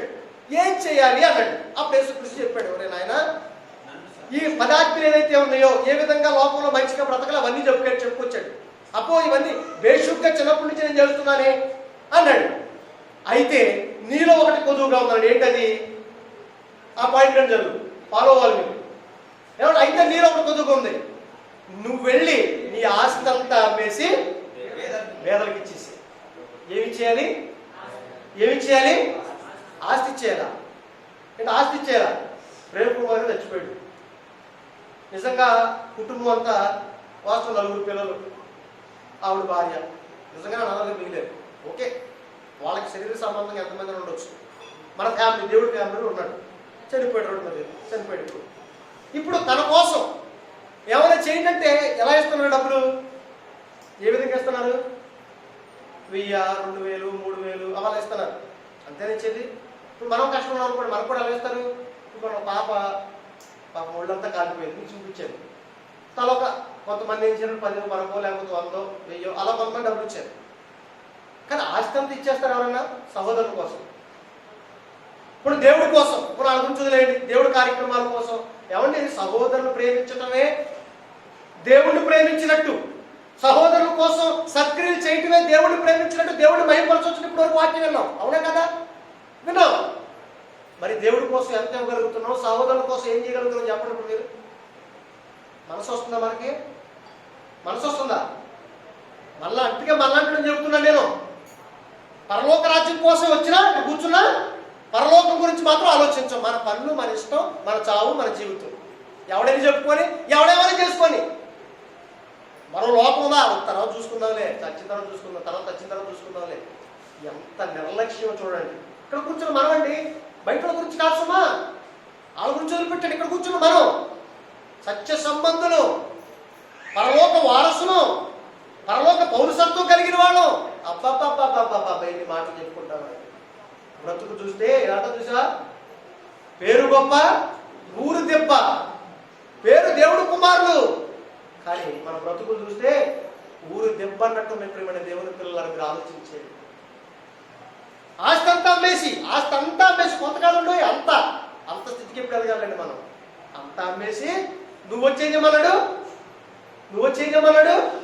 ఏంటి? వరకు సంపాదించి అంతా ఇచ్చేసి మళ్ళీ వెనకాల తిరగాల? ఇదేమన్నా న్యాయం ఉందా ప్రభు నీకు అని యేసుక్రీస్తు వైపు చూడకుండా వెళ్ళిపోయాట. మనం అయితే కనీసం చూస్తున్నాంలేండి, అంటే నటన, కనీసం అతనన్న జనరేషన్ వెళ్ళిపోయాడు, అక్కడతో అయిపోయింది, తెగలింపులు చేసుకున్నాడు. మనం తెగలింపులు చేసుకోండి, మనం తెగలింపులు మాత్రం చేసుకోం, ఇంకా సంబంధం కొనసాగిస్తూనే ఉంటాం. ఏంటో ఆడే బెటర్ మనకంటే. అప్పుడు కృష్ణుతో చూసి యేసుక్రీస్తు మాట అన్నాడు, ఎట్లాంటి వాడు పరలోక రాజ్యంలో ప్రవేశించటం, ఎట్లాంటి వాడు మరొక లోకానికి రావటం, ఎట్లాంటి వాడు మరొక ప్రపంచానికి వారసులు అవ్వటం దుర్లభము, కష్టం. గుర్తుపెట్టుకోండి అన్నట్టు. ఎంత మంచి మాట అండి ఆ మాట. నిజంగా ఎన్నప్పుడు భయపడాలండి, మనం భయం వేయాలి, మనకి భీతి చెందాలి మనం ఆ మాట విన్నప్పుడు. అట్లాంటి వాళ్ళు పరలోక, ఏమంటే మరి బతుకున్నప్పుడు ఏం ఆలోచించావు ఆ లోకం గురించి? బతుకున్నప్పుడు తండ్రి కోసం నువ్వేం ఆలోచించావు? నీకింత ఆయుష్కాలు ఇచ్చినప్పుడు నువ్వేమో మంచిగా ఆలోచించావు. ఇప్పుడు చచ్చిపోగానే నీకు మాత్రం ఇచ్చేయాలా? నీకు మాత్రం ఇచ్చేసేయాలా? కాదు. ఎట్లాంటి వాళ్ళు పరలోక రాజ్యంలో ప్రవేశించడం దుర్లభం. మరి ఎట్లా? పేతురు గారు కంగారు పోతారు కదా, పేతురు గారు ఉంటారు కదా, అక్కడ మంచి వాళ్ళు ఉంటారు లేదు పేతురు గారు. ఇట్లా అయితే మరి ఎవరయ్యా పరలోక రాజ్యంలోకి వచ్చేది? మనుషులకు సమస్తము, అది మనుషులకు అసాధ్యమే కావచ్చు పేతురు, కానీ దేవుడికి మాత్రం సమస్తం సాధ్యము. దేవుడిలాగా ఆలోచించు, దేవుడిలో ఆలోచించు, దేవుడితో ఆలోచించు. మంచి మాటల ప్రకారం నువ్వు బ్రతుకు. మరొక లోకం గురించి, మరో ప్రపంచం గురించి ఆలోచించు. ఆహార నిశలు అంత మంచిగా బ్రతికితే ఖచ్చితంగా నీకు సాధ్యమే. అది దేవుడు నీకు సిద్ధింపజేస్తాడన్నాడు. అట్లయితే మేము ఎలాగ చేస్తాం? నువ్వు చెప్పినట్టు చేస్తాం కదయ్యా. అట్లయితే నువ్వు చెప్పినట్టుగా మేము బ్రతుకుతున్నాం కదయ్యా. నీకోసం ఆస్తులు వదిలేసావు, నీకోసం అన్నదమ్ములు వదిలేసావు, నీకోసం భార్య పిల్లలు వదిలేసావు, అన్నిటినీ పక్కన పెట్టి ఈ లోకంలో నీకోసం బ్రతుకుతున్నావు. మరి మాకేంటి అని అడిగాడు పేతురు. నా మాట ప్రకారం నువ్వు బ్రతికితే ఇక్కడ ఇహలోక సంబంధంగా నీకు ఇబ్బందులు వస్తాయి, నేను కాదనటం లేదు, కానీ పరలోక రాజ్యం నిశ్చయముగా నువ్వు స్వతంత్రించుకుంటావు పేతురు అన్నాడు. మీకు రావాలనుందా పరలోకం? మీకు రావాలనుందా? మీ లోకం మీదండి. మళ్ళీ మన లోకం అది ఎక్కడి నుంచి వచ్చాం? మరలా మన లోకం మనం వెళ్ళిపోవాలంటే క్రీస్తు చెప్పినట్టుగా, దేవుడు చెప్పినట్టుగా బ్రతకాలి, ఆయన మాట ప్రకారం బ్రతకాలి. అప్పుడు ఖచ్చితంగా మనకి మనం అనుకున్న లోకం, మనం అనుకున్న ఆ మరో ప్రపంచానికి మనం వెళ్ళిపోవడానికి వీలుంది ప్రియమైన దేవుని పిల్లలు. కానీ ఊరికి పోవు త్రోవ ఎరుగని వారై, ఎవరు ప్రసంగంలో 10వ అధ్యాయంలో ఏమన్నాడు? ప్రసంగంలో 10వ అధ్యాయం చూడండి, ఆ మాట చూడండి. 10వ అధ్యాయంలో 15వ వచనం అంటారు చూడండి. ప్రసంగంలో 10వ అధ్యాయం 15వ వచనం మాట చూడండి. ఏమన్నాడు? ఊరికి పోవు త్రోవ ఎరుగని వారై, బుద్ధిహీనులు తమ ప్రయాసము చేత ఏమండి ఆయాసపడుదురు అని చూడండి. మన కూడా ఆయాసం అవుతుందండి. ఎందుకంటే ఊరికి పోవు త్రోవ. ఇప్పుడు మన బస్ స్టాండ్కి వెళ్తాం, విజయవాడ బస్సు ఎక్కడ మనకు తెలియదు, ఏ బస్సు ఎక్కాలో తెలియదు. అప్పుడు మన పరిస్థితి ఏంటి? వేరే ఊరు వెళ్ళాలి, మన దారి తెలియదు, మన పరిస్థితి ఏంటి చెప్పండి? మన పరిస్థితి ఏంటి? ఒకవేళ దారి తెలియకుండా ఇష్టానుసారం వెళ్ళిపోతాం అనుకో, ఆ ప్రయాస దాన్ని ఏమంటారు? బుద్ధిహీనమైన ప్రయాస అంటారు. అట్లాగే ఇక్కడ మనం భక్తి చేయడానికి వచ్చాం. ఆ భక్తి సరైన క్రమంలో లేదు, సరైన మార్గం మనకు లేదు, సరైన గమ్యం మనకు తెలియదు, మరొక లోకపు ఆలోచన మనకు తెలియదు. భక్తి చేస్తే ఏమన్నా ఉపయోగం ఉందా? ఆ ప్రయాసగా అర్థం. అటువంటి ప్రయాసతో మీరు వస్తే ఇక్కడికి రావాల్సిన అవసరం లేదు, దేవుడి దగ్గరికి రావాల్సిన అవసరం లేదండి. ప్రియమైన దేవుని పిల్లలు ఆలోచించండి. అందుకే అంటున్నాడు, ఊరికి పోవు త్రోవ ఎరిగిన వారే బుద్ధిహీనులు తమ ప్రయాసము చేత ఆయాస పడుతురు. కానీ మనం ఆయాస పడకుండా మన ప్రయాస వ్యర్థం కాకుండా ఉండాలి అంటే మన లోకం ఏదో మనకు తెలియాలి, మన తండ్రి ఏదో మనకు తెలియాలి, ఈ చావులో వాస్తవాలు మనకు అర్థం కావాలి. చావుతోనే మన లోకానికి ప్రవేశించాలన్న సంగతి మనకు అర్థమైతే ఈ భూమి మీద ఈ జీవిత కాలంలో మనం ఏం చేయాలన్న సంగతులు కూడా బైబిల్ గ్రంథంలో దేవుడు రాయించాడు. మీరు అర్థం చేసుకోండి ప్రియమైన దేవుడి పిల్లలారా. హెబ్రీయులకు రాసిన పత్రిక, హెబ్రీయులకు రాసిన పత్రిక అపోస్తలుడైన పౌలు గారు హెబ్రీ సంఘానికి రాస్తున్న పత్రిక 11వ అధ్యాయము 10వ వచనంలో ఏమంటాడు చూడండి. ఏం చెప్తున్నారు చూడండి ప్రియమైన దేవుని పిల్లలారా. హెబ్రీయులకు రాసిన పత్రిక 11వ అధ్యాయం 10వ వచనం, ఎలాగనగా దేవుడు అబ్రహాం గారిని పిలిచాడండి. అబ్రహాం గారిని పిలిచాడు. ఇక ఈ దేశంకి నీకు ఇచ్చేస్తున్నాను, అబ్రహాం తీసుకోవాలి. అబ్రహాం గారు ఎవరు తెలిసండి? నాకు ఉంటాయా అన్నాడు. ఇప్పుడు గవర్నమెంట్ వారు 1 సెంటు భూమి ఇస్తేనే ఎగబడతారు దానికోసం. ఏమంటే 1 సెంటు లేదా 2 సెంట్లు ఇస్తే మాకు కావాలి దేశం. ఏమంటే అబ్రహాం గారికి ఒక దేశం ఇచ్చాడండి, ఒక దేశం. నాకు వద్దు ప్రభా, మరి ఏం కావాలి నీకు? ఇప్పుడు చెప్తున్నాడు చూడండి, దేవుడు దేనికి శిల్పియు నిర్మాణకుడై ఉన్నాడు. ఏంటంటే వాళ్ళ ఆలోచనలు దేశం ఉందా? ఒక దేశం ఇచ్చాడండి. దేశం అంటే రాష్ట్రపతి అనుకోండి, పోనీ దేశ అధ్యక్షుడు అనుకోండి, దేశం అంతా ఉంది. నాకు వద్దు ఈ దేశం. మనకి 4 సెంట్లు భూమి ఉంటేనే ఆపలేము మనం. ఏమండి చిన్న ఉద్యోగం ఉంటే మనల్ని ఆపలేము, చిన్న డబ్బులు ఉంటే మన దగ్గర ఎవరు ఆపలేరు. కానీ అబ్రహాముకి దేవుడు ఒక దేశం ఇచ్చేస్తే నాకొద్దు, మరి ఏం కావాలి? దేశం ఇచ్చిన ఒక రోజు నేను వెళ్ళిపోతానుగా. అది తెలుసు అబ్రహాం గారికి. మనకి వ్యర్థమైన ప్రయాసం మనం. ఆయనకు తెలుసు కాబట్టి నాకు దేశం వద్దు, మరి ఏం కావాలి నీకు? దేనికి శిల్పియు నిర్మాణకుడు ఉన్నాడో ఆ పునాదులు గల పట్టణం నాకు కావాలయ్యా అని కోరుకున్నాడండి. ఒక మోషే ఏం కోరుకున్నాడు తెలుసా? ఏం కోరుకున్నాడు తెలుసా? అల్పకాలం పాప భోగం అనిపించి ఐగుప్తు సింహాసనం. ఐగుప్తు సింహాసనం అంటే మాట కాదండి. ఐగుప్తు సింహాసనం అంటే మాట కాదు, కోట్ల రూపాయల సంపద. నాకొద్దు. దేవుని పిల్లలతో కూడిన ఆ శ్రమే మేలు, ఎందుకంటే రాబో కాలంలో కలిగే బహుమానం మీద నాకు తెలుసు అన్నాడండి. ఎవరో? మోషే. వారు వాస్తవమైన జీవితాన్ని సంపాదించుకున్న నిమిత్తము రాబోయే కాలానికి మంచి పునాది వేసుకున్నారు భక్తులందరూ కూడా. మాకొద్దు. తన సమస్తాన్ని పెంటగాయించుకున్నాడు పౌలు గారు. భక్తులందరూ అంతేనండి. ఎందుకో తెలుసా? ఈ భూలోక సంబంధమైన వాటిని విడిచిపెట్టారు. ఎందుకంటే మేము భూలోక సంబంధం కాము. ఇప్పుడు బాగుంటుంది చూడండి, కిందకు వచ్చేసరికి ఏమంటున్నారు చూడండి. 13 నుంచి 16 వచనాలు ఏం చెప్తున్నారు చూడండి, బాగా అర్థం చూడండి. ఇప్పుడు వీరందరూ ఆ వాగ్దాన ఫలమును అనుభవించక పోయినా, ఇంకా అనుభవించలేదు, ఇంకా పరలోకి ఎవరు చేరుకోవాలా, అందరూ పరదేశంలో ఉన్నారు. అనుభవించకపోయినను దూరం నుంచి చూశారంటే దేంతో? ఈ కళ్ళతో చూస్తే కనపడదు, ఈ కళ్ళతో చూస్తే నక్షత్రాలు కనపడతాయి అంతే. మనోనేత్రంతో చూస్తే ఆ లోకం మనకు కనపడుతుందండి. దూరం నుంచి చూసి వందనం చేశారంట తండ్రి. అదే అబ్రహాం కోరుకున్నాడు కదా, నాకు ఆ లోకం కావాలని కోరుకున్నాడు కదా. వందనం చేసి తాము భూమి మీద ఇందాక దావీదు గారు ఏం మాట్లాడాడు, ఇప్పుడు పౌలు గారు కూడా అదే రిపీట్ చేస్తున్నాడు చూడండి. ఏం చెప్తారు? తాము భూమి మీద పరదేశులమును యాత్రికులమై ఉన్నామని ఒప్పుకున్నారట. నువ్వు ఒప్పుకుంటున్నావా? లేదు లేదు లేదు, నాకు ఇదే, నేను చచ్చిపోవటానికి ఇష్టపడ్డాను, మా వాళ్ళు చచ్చిపోవడం కూడా ఇష్టపడ్డాను, నాకు బాధ, నాకు ఏడుపు, నువ్వు వెళ్ళటానికి లేదు, తీసుకెళ్ళొద్దు నాదుణ్ణి. అయిపోయింది, అంత అయిపోయింది. ఏమైపోయింది? అంత అయిపోయిందండి, అంత అయిపోయిందని ఏడుతుంటే ఏమైపోయింది? ఇక్కడికి వచ్చాడు, వెళ్ళాడు, అంతకు మించి ఏమైంది? తర్వాత ఏమన్నాడు? విశ్వాసము గలవారై మృతి నొందిరి. తాము ఎక్కడి నుంచి వచ్చారో ఆ దేశం వాళ్ళకు గుర్తుంది కనుక మరలా వెళ్ళటానికి వాళ్ళకి వీలుంది కనుక దేవుడు వాళ్ళ కుమారులుగా ఒప్పుకున్నాడండి. ఆనందపడ్డాడండి దేవుడు. అటువంటి వాళ్ళు కావాలనుకున్నాడండి దేవుడు. ఎంత మంచి మాటలు చెప్పాడండి. ఏమండి? నిజమండి, నిజమండి. మనది ఈ లోకం కాదండి, మనం ఈ లోక సంబంధులు కాబట్టి మనం పరలోక సంబంధులు అండి. మన తండ్రి అక్కడ ఉన్నాడండి. అక్కడ వెళ్ళిపోవటానికి ఇష్టపడటానికి అది చావా, అది మరణమా, అది భయంకరమైన, లేకపోతే ఇంకోట చాలా ఆనందపడిపోవాలండి. చావని కానీ ఇప్పుడు ఓకే వెళ్ళిపోవాలి కదా, తండ్రి దగ్గరికి మన ప్రయాణం కరెక్ట్గా వెళ్ళిపోతుంది కదా, ఓకే అనాలి.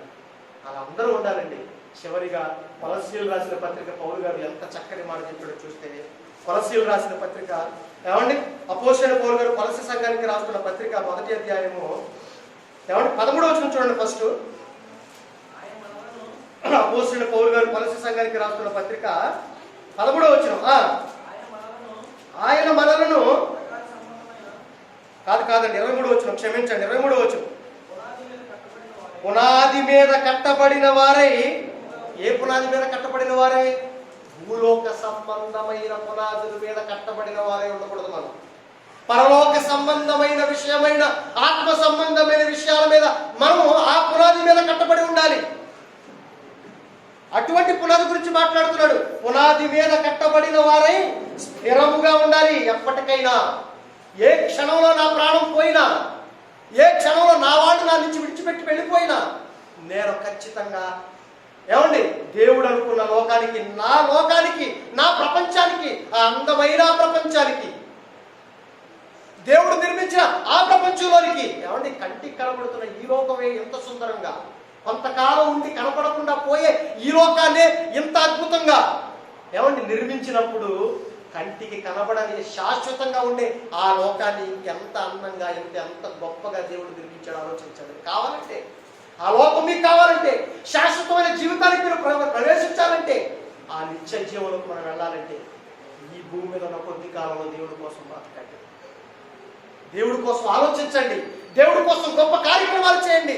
ఏది ఏమైనా కానీ నా తండ్రి నేను మహిమపరచాలని యేసుక్రీస్తులా బ్రతకండి. ఎంత మంచి లోకానికి వెళ్ళిపోతామో తెలుసా? అదే చెప్తున్నాడు. నిత్యమైన పునాది స్థిరముగా ఉండి మీరు విన్నట్టు ఆకాశము కింద ఉన్న సమస్త సృష్టికి ప్రకటింపబడినట్టు మీరు విన్నారు. వరకు ఏమన్నారు? వరకు సువార్త ఏమంటున్నారు? ఈ మాటలే. ఆ లోకం, ఆ తండ్రి, ఆయన కోసం బతకాలి, ఆయన కోసం వెళ్ళాలి. అది నిజం, ఇవన్నీ భ్రమ, ఇవన్నీ మాయ, ఇది వాస్తవం అని మనకు అర్థమైతే, ఆ మాటలు మీరు విన్నట్టు ఈ సువార్త వల్ల కలుగు నిరీక్షణ నుండి తొలగిపోక, ఈ మాటలన్నిటి ఇప్పుడు వరకు గుర్తు చించుకుని ఎందుకు కలుస్తారో తెలుసా అండి? ఇంతవరకు ఎందుకు గొంతు చించుకుని అరుస్తున్నాడో తెలుసా? గుండెల బాధలు ఎందుకు ఏడుస్తున్నాడో తెలుసా? ఆ నిరీక్షణ, ఏ నిరీక్షణ? 1వ అధ్యాయంలో 3-4 వచనాలు చెప్తున్నాడు చూడండి. ఆ నిరీక్షణ చెప్తున్నాడు చూడండి పైన. పరలోకమందు మీ కొరకు ఉంచబడిన నిరీక్షణ, మన కోసం స్థలాలు సిద్ధపరిచి వెళ్ళడం యేసుక్రీస్తు ఆయన ఇచ్చిన నిరీక్షణ. అమ్మ బాబోయ్, నా అన్న వెళ్ళాడు, నాకంటే ముందు వెళ్ళిపోయాడు, మనకి స్థలాలు సిద్ధపరిచి వెళ్ళాడు, ఆ లోకంలోకి వెళ్ళిపోవాలి మనందరం కూడా. ఆ నిరీక్షణ. ఇప్పటి వరకు విన్న మాటల ఫలితం అదేనండి, నేను చెప్పే ప్రయత్నం అదేనండి, యేసుక్రీస్తు చెప్పే ప్రయత్నం అదేనండి. అందుకే పరలోకం గురించి ఎన్ని గొప్ప విషయాలు చెప్పాడో తెలుసా? పరలోక రాజ్యాన్ని ఎన్నెంతో పోల్చాడో తెలుసా? ఒక ఆవగింతో పోల్చాడు, ఏమండి ఒక వర్తకుడితో పోల్చాడు, ముత్యాల ముగ్గురు వర్తకుడితో పోల్చాడు, పొలంలో దాచబడిన డబ్బుతో పోల్చాడు, పురుషుల పిండితో పోల్చాడు. మనకు అర్థం కావాలి, ఉత్పన్నాలు చెప్తున్నాడు.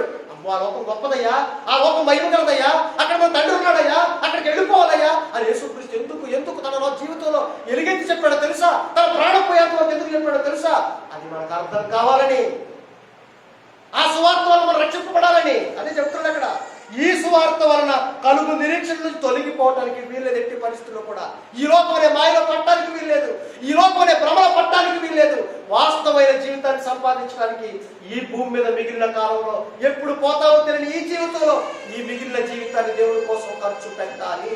దానిలోంచి ఎట్టి పరిస్థితుల్లో తొలగిపోవటానికి వీల్లేదు. ఆ తొలగిపోక విశ్వాసమందు నిరీక్షణ ఎడల అది మీకు కలుగును. ఆ పరలోకం సిద్ధిస్తుంది మీకు, ఆ మహాలోకం, ఆ మహాప్రపంచం, ఆ మరో ప్రపంచం మీకు సిద్ధిస్తుంది. పౌలను నేను ఆ సువార్తకు పరిచారకుడనైతే అన్నాడు. ఏ సువార్తకు? మీరు పరలోకం వెళ్ళాలని, మిమ్మల్ని పరలోకం తీసుకువెళ్ళాలని ఏ సువార్త అయితే చెబుతున్నాడో ఆ సువార్తకు నేను పరిచారకుడనైతే అన్నాడు. ఎంత బాగుందంటే, ఇంకా పక్కెళ్ళేసరికి 3వ అధ్యాయంలో ఏమంటే 3వ అధ్యాయంలో కూడా ఏం చెప్తున్నాడు చూడండి ప్రియులారా.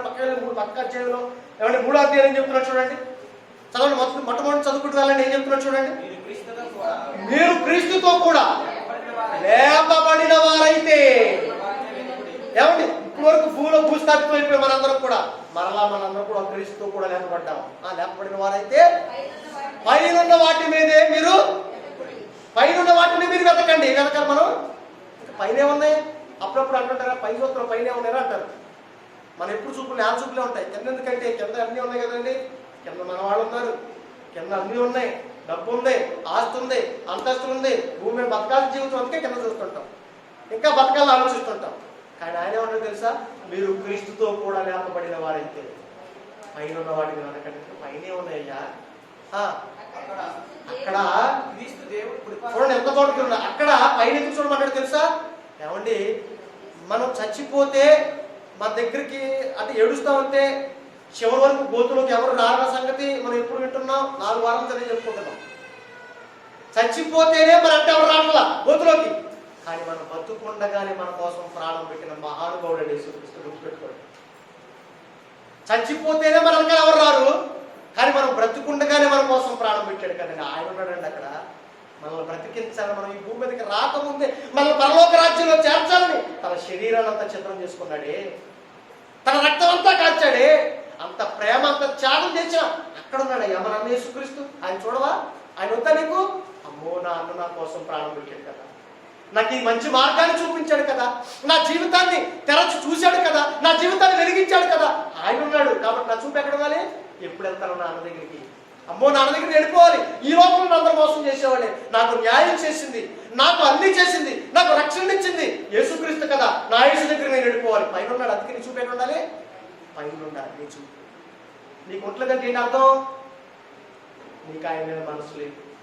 ఏది మీదో నీ మనసు, కింద వాటి మీద నీకు మనసు ఉంది. పైన ఉన్న వాటిని వెతకండి. ఎందుకంటే అక్కడ యేసుక్రీస్తు ఎక్కడున్నాడు? తండ్రి కుడి పార్శ్వన. జగత్తు పునాది వేయబడక ముందే మన కోసం అన్ని సిద్ధపరిచి మనం రావాలని, మరలా ఈ భూమి మీద జీవితాన్ని ముగించుకున్న తర్వాత మరలా తన సన్నిధికి చేరుకోవాలని తన తరముల నుంచి మిమ్మల్ని కోసం చూస్తున్నాడే. నరులారా తిరిగి రండి అని ఆ తండ్రి ఉన్నాడయ్యా, నిజమైన తండ్రి ఉన్నాడు. ఆయన సంరక్షణలో బ్రతికితే ఎంత ఆనందం! ఆయన సంరక్షణలో బ్రతికితే, ఆయన సమక్షంలో బ్రతికితే ఎంత ఆనందం చెప్పండి ప్రియమైన దేవుని పిల్లలు. ఒకసారి మీరు ఆలోచించండి. లోకంలో ఉన్నతమైన వాడు డబ్బున్న వాడి దగ్గర వెళ్తే అబ్బా, వాడు డబ్బున్న వాడి దగ్గర వెళ్తే నా సుఖం అనుకుంటావే. కానీ లోకాలను కలిగించిన కన్న తండ్రి దగ్గర జీవితం నీకు వద్దా? ఆయన అక్కడ ఉన్నాడు. వెళ్ళవా? మన అన్న అక్కడ ఉన్నాడు, మా అన్న అక్కడ ఉన్నాడు. ఈ భూమి మీద నాకేమీ లేదు అని మనకి మనసు ఉంటే, ఆ మరో లోకపు, ఆ మరో ప్రపంచం మీద మనకి మది ఉంటే ఖచ్చితంగా పైనున్న వాటి మీదే మనం మనసు పెట్టుకుంటాం. మన జీవం, మన ఆస్తి, మన సర్వం పైనే యేసునందు గుప్తములైన అక్కడే దాచబడ్డాయి. వాడి కింద అమ్మంటాడండి, అక్కడ దాచబడ్డాయన్న చూడండి ప్రియమైన దేవుడు పిల్లలు ఉంటాయి. వద్దు, చావంటే భయపడకండి, చావంటే భయపడకండి. ఒక ధనవంతుడిలాగా లేకపోతే ఆ వెర్రివాడిలాగా మనం మరో లోకం గురించి ఆలోచించకపోతే లోకంలో జీవితాలు అలా అస్తవ్యస్తం అయిపోతున్నాయి. మన జీవితాలు కూడా ఇప్పుడు అలాగే అస్తవ్యస్తం అయిపోయాయి. మరొక లోకపు ఆలోచన మనకు లేవు. ఎప్పటి నుంచైనా ఈ లోకం గురించి ఆలోచనలు మాని ఆ లోకం గురించి ఆలోచన మీరు పెట్టుకుంటే, మన మధ్యలో అటువంటి ఆలోచనలు ఉంటే, అటువంటి మంచి లక్షణాలు మనకు ఉంటే ఈ భూమి మీద కూడా మనకు ఆనందమే. రాబో కాలంలో కూడా మనకు ఆనందమే కలుగుతుంది. ఆ రాబో లోకానికి వెళ్ళి మన తండ్రిని, మన అన్నని, మన కోసం ప్రాణం పెట్టిన పౌరుని, మన కోసం ప్రాణం పెట్టిన భక్తులందరినీ మీరు చూడాలనుకుంటే, మన నిజమైన మేలు చేసిన వాళ్ళు, మన నిజమైన లోకానికి మీరు వెళ్ళాలనుకుంటే, ఏమండి మన పౌరసత్వం వారసత్వం కలిగిన మన నిజమైన లోకానికి, ఆ మరో ప్రపంచానికి వెళ్ళాలంటే మన మదిలో ఎప్పుడు ఇటువంటి ఆలోచనలు ఉండాలి. మనం వెళ్ళిపోవడానికి సిద్ధపడాలి. ఎప్పుడు చావటానికైనా హ్యాపీగా ఆనందంగా వెళ్ళే మనస్తత్వం, ధైర్యం మీకుంటే అది నిజమైన భక్తి. అలా మీరు అందరూ నన్ను మనస్ఫూర్తిగా కోరుకుంటున్నారు. కళ్ళు మూసుకొని ప్రార్థన చేసుకుంటాం. దయగలిగిన తండ్రి నాయన, చావంటే మీరు ఇచ్చిన మాకు వరం, పిలుపన్న సంగతి మాకు అర్థమైంది తండ్రి. మీ ప్రేమ, మీ కుమారుని ప్రేమ మాకు అర్థమైతే కన్నా తండ్రి ఈ లోకంలో బ్రతకానికి మీకు ఇష్టపడుతుంది. కానీ దౌర్భాగ్యంలో బ్రతుకుతున్నాం. మిమ్మల్ని కాదనుకుని, మిమ్మల్ని వద్దనుకుని, మాది కాని పోయే అశాశ్వతమైన ఈ లోకం గురించి ఆలోచిస్తున్నామే కానీ శాశ్వతమైన మీరున్న లోకం, మహిమాలోకం గురించి మేము ఆలోచించలేకపోతున్నాం. మాకంటే ముందు వెళ్ళిపోయిన భక్తుల చరిత్రలు చదువుతున్నా, వింటున్నా, ఎన్నో లేఖనాలు మేము ఆకలింపు చేసుకుంటున్న అందులో ఉన్న భావాన్ని సంగ్రహించక తండ్రి ఇంకా లోకపరమైన ఆలోచనలు పడిపోతున్నాం తండ్రి. లోకస్తులు ఎలాగైతే చస్తే ఏడుస్తున్నారో మేము కూడా అలాగే ఏడుస్తున్నాం నాయన. కానీ చావంటి ఆనందపడాలి, ఎందుకంటే మీ దగ్గరకు వచ్చే ప్రయాణం, మీ దగ్గరకు చేరుకునే భాగ్యం అది కన్న తండ్రి. అందుకే మీ భక్తులందరూ లాభం సంతోషం అన్నారు నాయన. నిజమే తండ్రి, మాకు అర్థమైతే దేని కోసం మేము ఆలోచించాం, దేని కోసం మేము బ్రతకం, మీకోసం తప్ప. ఎందుకంటే మీరే నిజం, మీరే వాస్తవం. కాబట్టి కూడి వచ్చిన ప్రతి బిడ్డను జ్ఞాపకం చేసుకోండి. ఇటు విలువైన మాటలు ఈ సమాజంలోకి చొచ్చింపజేసి కన్న తండ్రి అనేక మందిని పాదాల చెంతకు తీసుకొచ్చే భాగ్యాన్ని ఇవ్వండి తండ్రి. ఇటు మహాజ్ఞానాన్ని తండ్రి లోకంలో తెలియక నాశనానికి వెళ్ళిపోతున్నారు నాయన. ఇటువంటి మహాజ్ఞానాన్ని ప్రతి ఒక్కరి హృదయంలోకి వెళ్ళాలి కన్న తండ్రి, సమాజంలోకి వెళ్ళాలి, స్కూల్స్లోకి వెళ్ళాలి, ఎవరు కళాశాలలోకి వెళ్ళాలి కన్న తండ్రి. ఇటువంటి మాటలు నేర్చుకుంటే, ఈ మహాజ్ఞానం నేర్చుకుంటే ప్రతి మనిషి జీవితం వెళుతుంది ఆయన. నిజం తండ్రి, ఇటు జ్ఞానాన్ని ప్రకటించే భాగ్యాన్ని మా అందరికీ దయచేయండి. వాటి ప్రకారం బ్రతికగలిగే భాగ్యాన్ని ఇవ్వండి. మేము ఈ తుచ్చమైన జీవితాన్ని ముగించుకుని నీ యొక్క నిత్య రాజ్యానికి చేరుకునే భాగ్యాన్ని దయచేయమని క్రీస్తు వారి పేర ఈ ప్రార్థనకు సమర్పిస్తున్నాము తండ్రి.